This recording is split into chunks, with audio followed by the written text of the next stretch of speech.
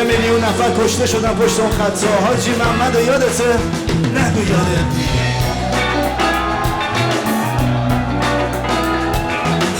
از اون تو شما هر کسی یکی داره، یا تو بهشت زهرا یا تو خاوران.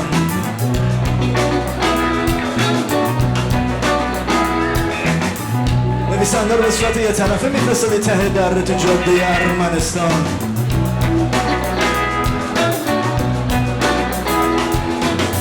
غذای هیچ رستورانی مثل رستوران میکونوس نیست. یه دهم بخون برامون حاجی از فریدون فرخزاد، آهنگ یادت هست؟ که یادت نیست. یادت نیست اینجوریه.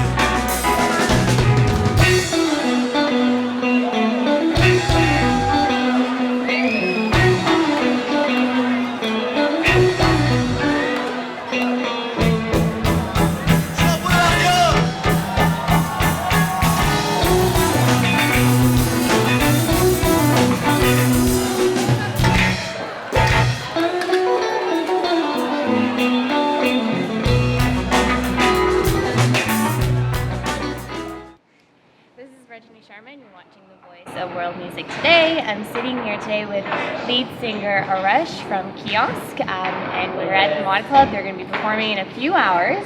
So thank you so much for taking the time and speaking with us today. Thank you so much for inviting me to the show. So how do you feel? Are you excited? You're about to perform in a few hours for a concert that's sold out. So congrats, it's amazing. It's always fun to play in Toronto. You know, we have a really strong fan base here in the city, and it's the last stop of our tour. So you know, I'm kind of excited. Yeah. You're excited? Oh, it's the last stop. Okay, that's good then. Yeah. And you get to relax afterwards, or take some time off. Right. Go back to the recording mode, maybe. Okay, nice. So Kiosk, you know, you guys are known as the first underground band from Iran. You're known as like pioneers of like rock music from Iran. How did you guys come together? Well, I don't know if you're the first underground band or the second. We were probably the first underground band to be able to publish its work outside of Iran via iTunes and internet and digital distribution.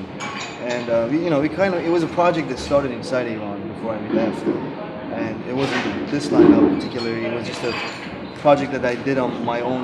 And then eventually this project got bigger, and a lot of friends showed interest, and they started supporting it and helping out with the parts. And then we recorded the album. I came out of Iran, and then we got this opportunity to release the album. And then we got a good feedback from the Iranian community inside and outside of Iran, because it was being distributed digitally, so we didn't have to go through any label or any when I say label, I mean distribution channels that are controlled. So it was like an underground, free flow, grassroots kind of thing. So here we are now, 5 hours later. And that's great, because like you can get a good response when you're like, you can distribute digitally, you can see how people are reacting to it. That's great that you have that medium. Exactly, yeah. I think it was the digital distribution thing really revolutionized the whole music industry. And you guys talk about a lot of like political issues, and there are certain themes to the songs that you guys that you guys put together. Where do you get that inspiration from, or where do you get that from, and where does it come from, and what is it about? Again, like the Kiosk itself started as a Kiosk, the name refers to the underground lifestyle we have in Iran, because the society has a underground life going on, and then there's the official life that the government wants to portray. So everything in Iran is kind of mixed with politics, and it's not like we're active politicians or stuff like that, or we're activists or anything. It's just that everything, daily life is polluted with politics, because this whole government is dragging this whole this nation with them, and they make not very smart choices, of course, in the last 30 years. So it's always, I think every Iranian has 50% of their brains always thinking about the political news and stuff that's happening around the world, because it's going to have a direct effect on their lives. So I think that's how we get that, and that's why I didn't want to go through the permission process inside Iran, because I knew what I felt inside. They would think it's too political, and they wouldn't let me publish it. But at the same time, it was my life, it was my personal story. Your story. And why do you think it's important to kind of express that story or share that story with your community and people from the Iranian community? I think this type of music is something that was created to give power, to give voice to people who don't have any share in the official media, TV or radio stations and stuff like that in Iran. You're not allowed to express yourself. It's manipulated by a few. So underground music or blogging, things like that, gives voice to a majority that's been silenced by the government. Yeah. So when you're writing your songs and when you're like creating music, are you thinking about what's happening today and what's happening in Iran today? Like, is it really reflective today, or are you like, where does that come from? To some extent, yeah. Some songs are really, really specific to some events. Yeah. Like we have a few songs that are specifically about the elections, or about the aftermath, or about specific incidents that happened in the last 10 years. Okay. But some are more general and talk about the whole idea, the concept behind what's going on inside of it. And we do have a lot of personal, romantic, other stuff too. But it's all kind of has that touch of social awareness or political satire, if you can call it that. In it, yeah. But from when you started till now, like, have you seen the change from your own songs that you've created? Oh, of course, yeah, sure, yeah, definitely, yeah. First of all, I've grown older, that's a big change. But I haven't been back to Iran for 6 years, so I really don't feel. I really don't see all the details I used to see when I was in Tehran. First couple of songs, first couple of albums were mostly written inside Iran, so they talk about details that people feel from everyday life in Tehran.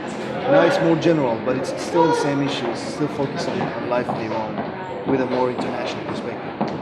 How do you stay connected? Like, you've been living outside of Iran for the past few years. How do you stay connected to the culture and the people? Well, I think Farsi is the second largest language spoken in bloodstream. A lot of Iranian bloggers, a lot of Iranian websites. Yeah. And I have this habit of following the news very closely, and ever since I was a kid, I used to do that. And I think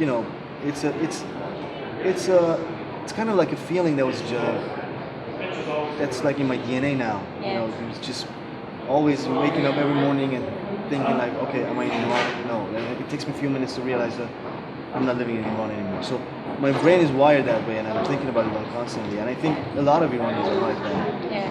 I think I can't give you numbers, but I think more than 80% of them are like that. That's who you are. Yeah. So you get the news you want. Of course, I'm sure it's not as accurate or as detailed as someone living inside Iran, but it still reflects what's happening. My personal, things that keep me occupied. And how you respond to that, and then you put it through your music, Exactly. which is great. So you guys are known as, an underground band, as an underground artist. How do you then define success? Yeah, well, I think the definition of underground to a band like Kiosk has changed. Okay. For me, first when we started in Iran, it was literally underground. It was literally in basements and stuff like that. We got outside of Iran, we got an album out, we got to play concerts, we've been touring, and this is like our 5th album.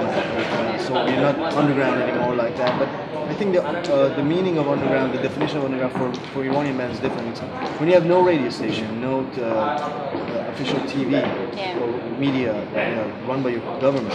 There's 70 million people in Iran speak your language. That's the only thing. I mean, only people in Iran speak this language. I mean, Afghanis and Tajis speak the language. It's so different that you can't market your product in there. So you have this, your market is in Iran, but you're not allowed to distribute it there. You're not allowed to sell your stuff in there. You're not allowed to perform in there. I don't know what you call it, but I think you're being deprived from a lot of rights that's really close to being underground. So in that sense, I think all the Iranian artists are still underground because they can't go back and sell their books in Iran. They can't show their movies inside Iran. They can't performing in Iran. So, and there is no other market. If I was writing in Spanish and I was kicked out of Venezuela, I could go to Mexico. Do you feel like you guys do you still have the essence of being underground? Like, do you feel like you're still attached to that label? To that extent that I just talked about, yes, but no. To a lot of other stuff, no. I think we're a lot more experienced, you know, Yeah. these performances, the recordings and everything, Yeah. and living outside of your own, collaborating with a lot of good musicians outside of your own. You know, it's very isolating. You don't get to perform, you don't get to collaborate with other musicians, and you know, what ever since now, we've been learning constantly from other musicians from all over the world. Right. There's a lot more opportunities. That's great. So your fifth album. It's called Outcome of Negotiation, and it really talks about the situation. It's a state of mind of Iranians right now. It's just like a gridlock in Iran.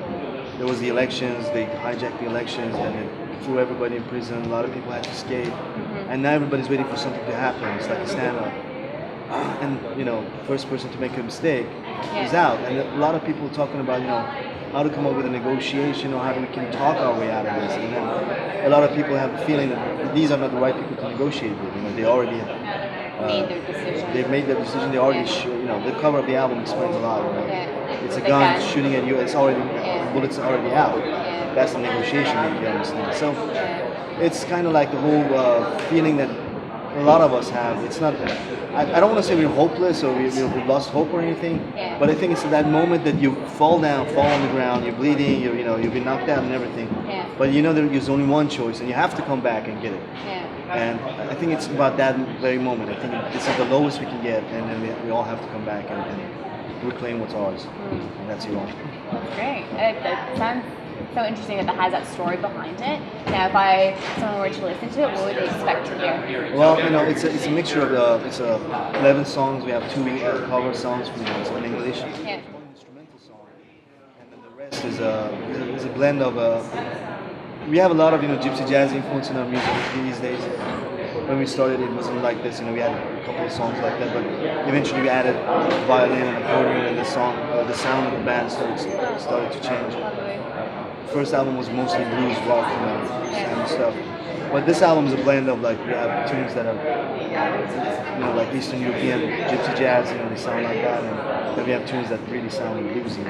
So it's a blend of all that stuff with a touch of, you know, whatever I understand of Iranian music, but I don't want to say it has anything classical Iranian music in it, no. But I think it's a nice mixture.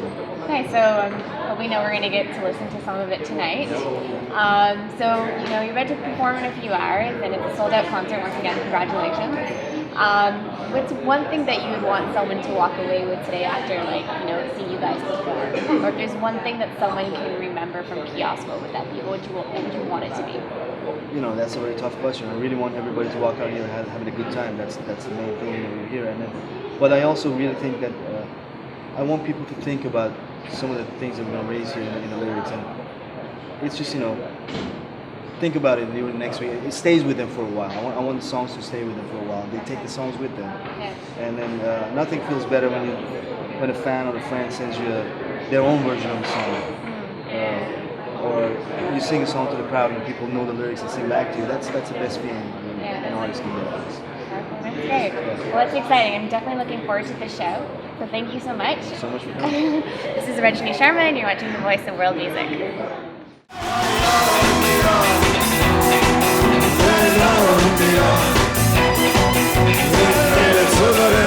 Soda,